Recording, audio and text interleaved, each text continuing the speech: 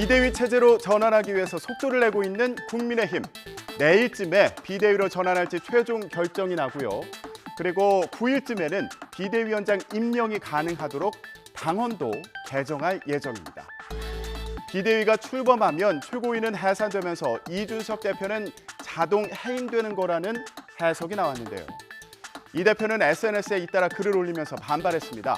비대위 전환을 촉구한 초선 의원들의 성명서는 익명으로 작성한 이유는 뭐냐?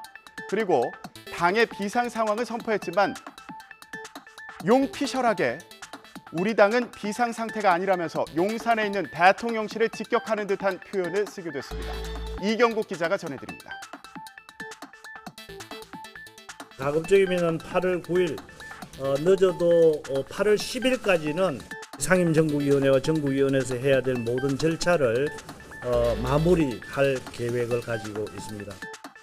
새 지도부 구성 논의가 본궤도에 올랐는데 국민의힘은 비대위가 들어서면 사실상 이준석 대표는 자동 해임되는 것과 같다고 규정했습니다. 비상대책위원장이 당 대표로서의 권한을 가지게 되는 겁니다.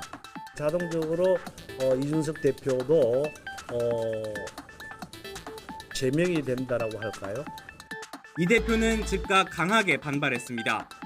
자신의 복귀를 막기 위해 비상을 선포했다고 주장했고 대표가 바뀌니 당이 달라졌다는 윤석열 대통령의 메시지 내용을 인용하며 용피셜, 그러니까 용산 대통령실 입장에서 봐도 당은 비상상태가 아닐 거라고 꼬집었습니다.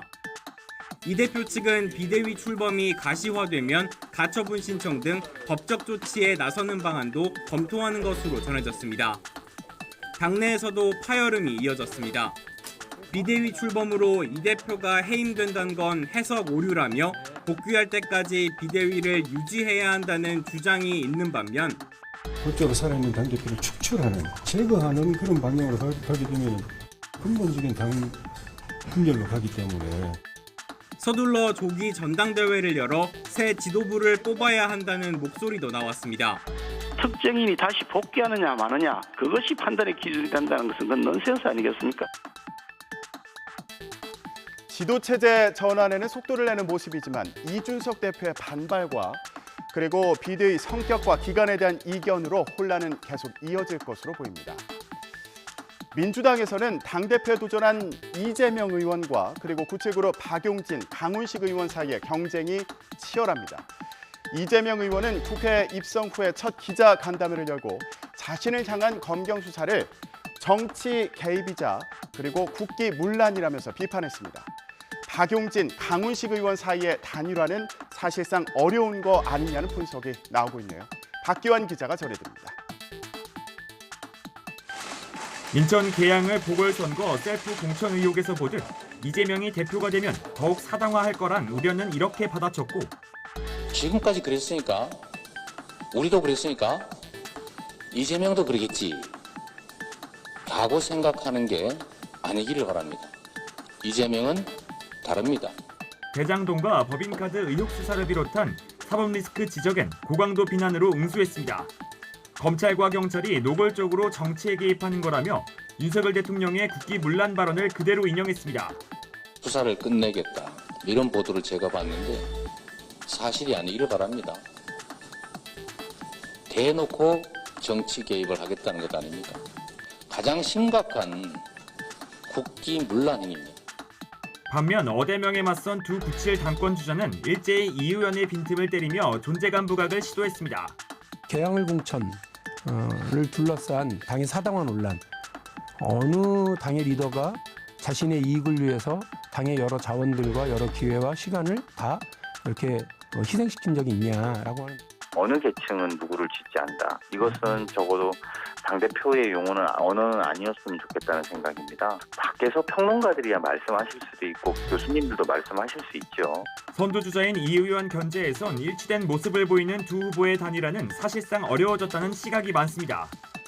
강원, 대구, 경북 권리당원 온라인 투표가 시작돼 단일화 효과가 반감됐고 단일화 방식을 합의하기도 쉽지 않은 탓입니다. 우상호 민주당 비대위원장도 97그룹 단일화는 초반에 결렬된 것으로 본다 이렇게 밝혔는데요. 3파전으로 치러지는 민주당 전당대회, 여전히 단일화가 변수가 될 가능성이 있을지 주목됩니다.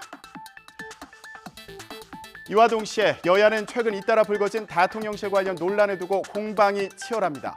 무속인 이권 개입 의혹과 또 김건희 여사 관련 업체 관저 공사 수주를 두고 민주당은 대통령실의 공적 시스템이 완전히 붕괴됐다면서 비판했는데요. 야권뿐 아니라 여당에서도 대통령 친인척의 비위를 감찰하는 특별감찰관을 임명하라는 요구가 나오고 있습니다. 김승환 기자가 전해드립니다. 대통령 주변 인물들이 대형 사고를 치기 전에 특별감찰관 임명 또한 최대한 서둘러야 한다. 국민들은 이미 대통령에게 충분한 경고를 보냈습니다. 정의당도 대통령실 내부 자정 능력을 국민들이 더 이상 신뢰도, 기대도 하지 않는다며 역시 이에 동조했습니다. 앞서 여당에선 김미애 의원이 특별감찰관 임명을 통해 내부 부조리에 단호히 대응하겠다는 의지를 보여달라고 촉구하기도 했습니다. 대통령실은 특별감찰관이 국회에서 먼저 합의가 이뤄져야 하는 사안이라면서 구체적 임명 가능성에 대해선 말을 아끼고 있습니다. 특별감찰관 임명에 대한 정부의 공식 입장을 좀 듣고 싶습니다. 대통령께서 임명을 하실 거고요. 근데 지금 안 하려고 하는 거잖아요. 왜 그러신 것 같습니까? 그분은 비교적 공약을 하신 거는 지키는 그러한 성품으로. 국민의힘은 6일 지방선거 뒤 민주당과 협의해 특별감찰관 후보를 추천한다는 계획을 세웠지만 원구성 지연과 당 내용 속에서 진전은 없었습니다.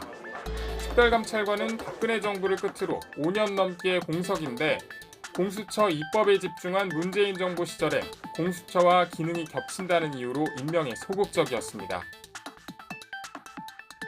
윤석열 대통령은 특별감찰관 임명을 대선 공약으로 내걸기도 했는데요. 휴가를 마친 뒤에 관련 입장이 나올지 지켜봐야겠습니다. 윤 대통령은 최근 여러 논란으로 성난 민심을 달랠 대국민 메시지도 고민하고 있습니다. 인적 쇄신을 요구하는 목소리도 높은데 윤 대통령은 인위적인 물갈이는 하지 않겠다는 입장인 것으로 전해졌습니다. 조은지 기자가 전해드립니다. 과거 이명박 박근혜 대통령은 여름 휴가 전후로 비서실장과 수석을 교체하며 분위기를 쇄신하고 국정운영 동력을 확보했습니다. 하지만 윤석열 대통령은 인위적인 물갈이나 경질은 하지 않겠다.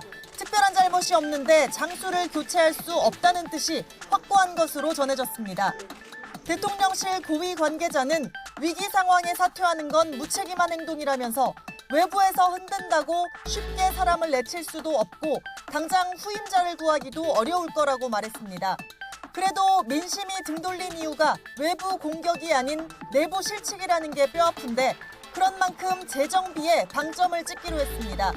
자택에서 휴가 중인 윤 대통령은 먼저 국정 비전을 담을 제2의 취임사 8.15 경축사에 심혈을 기울이고 있습니다.